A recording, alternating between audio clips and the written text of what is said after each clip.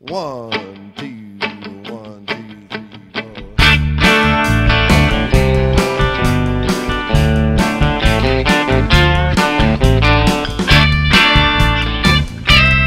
Oh, hell yeah. I tell my mind not to walk. Alright, what up YouTube? As you can see, I'm driving the old Exploder today, out running some errands. Weather's kind of nasty. We got this rain thing going, which is good because it'll melt all the snow so I can finally get on the bike. But I wanted to shift gears a little bit. I wanted to kind of let you guys in to why I started motovlogging.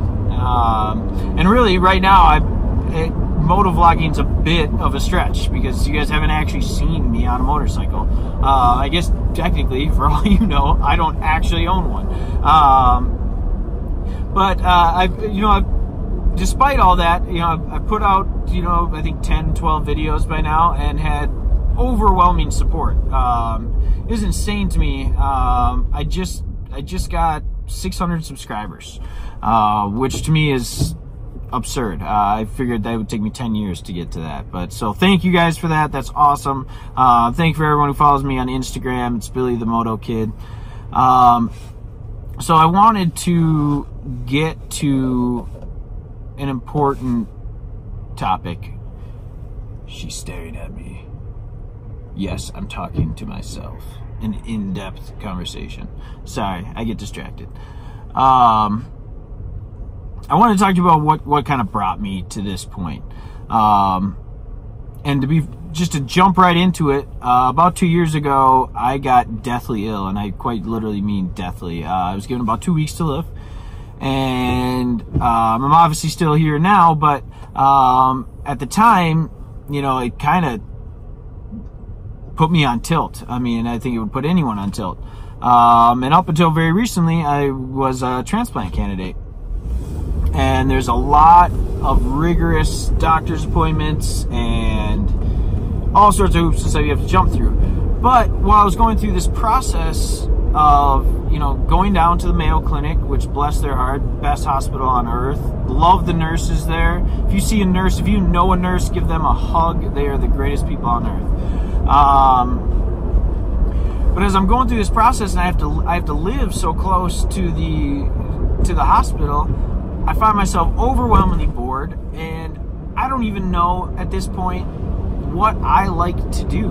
I graduated from high school, I went to college, I got a degree, I got a job, and then fast forward to the next 10 years, I'm basically worked myself to death,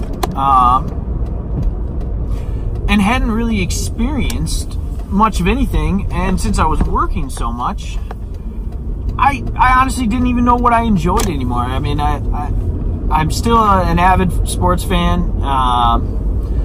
Obviously, I love motorcycles, but I didn't at the time. I mean, I always thought I loved motorcycles. But anyway, to get back to the process, one of the team members of the team of doctors and other personnel is a social worker, and I met with this person quite a bit. And as I'm kind of telling him my issue, not even quite sure who I am really at this point. And so he hands me this list of like 99 things to do before you die, or it's like 99 free things you can do before you die. And I take these things, and he challenges me. He goes, do as many of these things while you're here that you can. And I'm like, you know what? I'll do that. But let's add some things. Because this list had a whole bunch of cliche stuff like skydiving and bungee jumping and, I don't know, picking up a new hobby, stuff like that. But I decided to add a bunch of life experiences to it that I think the average person had experienced. It just so happens that I had never done it. Couple examples. I had never worked a truly shitty job before. Like I said, I went to high school, graduated from college, got a job, and that was it. I mean, I had various jobs in there, but they were all in the same field. And so while I'm there, I'm like, you know what? Who's always hiring? Good old Walmart. So I scurry on down to Walmart. Next thing you know, they hire me as a sales manager. I only made it about 3 days, but it was shitty. It's a hard job. Be nice to your cashiers at Walmart, people. That is a tough fucking job. I had never changed my own oil. It was another big one for me. For some reason, I just felt like I wasn't a man until I changed my oil. Now I've done it hundreds of times. But as I'm doing a lot of these things, I'm learning them on YouTube. And I've never been a huge social media guy. I kept to myself. In the financial industry, you can't even tell people what you do on the internet because some crazy advertising laws. And so I really had no use for it. And so I'm learning all these things on YouTube, and I start watching these motovloggers, and I'm starting to realize that, you know, it's more than just a bunch of guys riding bikes and then those ass hats that are going around baiting people, smashing mirrors and stuff. First of all, like, dude, like, grow up, man. Like, what are you, 6? Why's my car beeping at me? But I don't want to get into that or start some sort of, I'm sure I'll take heavy fire for that. I think I might have just blown right through a stop sign. No, I'm good. But I'm learning all these things on YouTube, and I'm watching motovloggers, and I was like, you know what? I can kind of combine all of these things that I'm doing, whether they be, you know, extreme and fun, or, you know, just experiences or education or ways to better myself. And so that's what ultimately started these videos. Certainly not in it for the money. I've made money before, and I don't make crap now. It's just kind of the nature of that industry. But I'm a pretty simple guy. So really,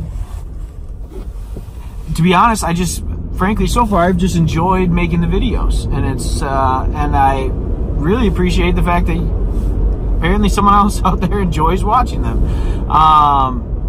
So again, thank you for that. But that's kind of ultimately what led me here. And so when I'm doing my moto vlogs, my biker vlogs, whatever you want to call them, I mean, not only do I want to encapsulate, you know, Minnesota, and it's, you know, it really is a beautiful place to ride, guys.